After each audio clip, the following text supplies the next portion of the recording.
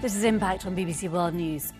It's a country with one of the lowest birth rates in the world. The government of Singapore is so concerned that it's paying for people's dates to encourage marriage and hopefully babies.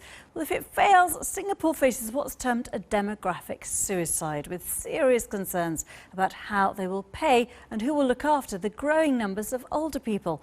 Katie Silver reports from the city-state.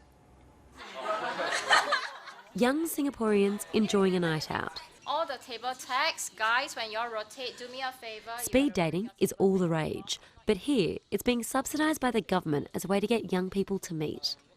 The government would like more Singaporeans to kind of come forward to put more emphasis in their personal life rather than just work and work and work kind of thing. So it's kind of encourage them to meet the one and, if possible, family formation. Coming here, I hope to expand my social network and coming to make friends, and hopefully I can meet someone that's suitable. These dating nights are just one of a number of solutions, including tax breaks, baby bonuses and preferential housing that the government is using to combat the country's low birth rate.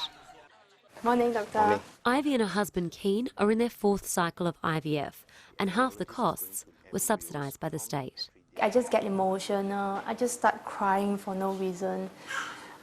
It's also financially difficult. If we don't have a subsidy, we won't even think of going to the IVF.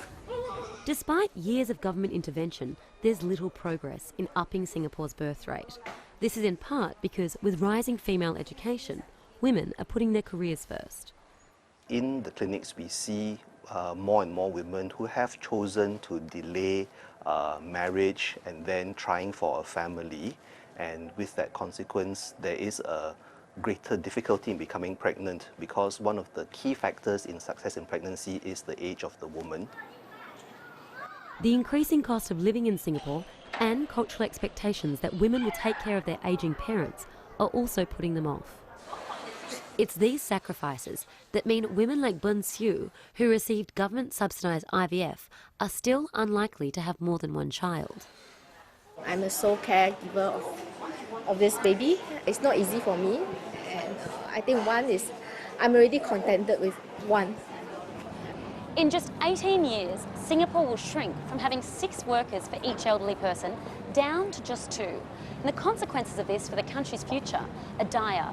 Fewer people of working age makes it harder for the economy to grow, and they'll face the increasing burden of having to pay for a growing number of elderly people. One population expert says the reason government interventions aren't working is they don't get to the heart of the problem.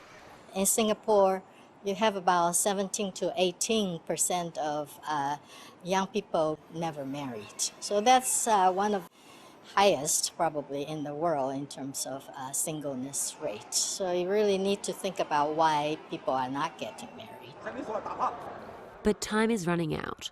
Policymakers are now targeting the other end of the age spectrum, getting older people to work longer. Katie Silver, BBC News, Singapore.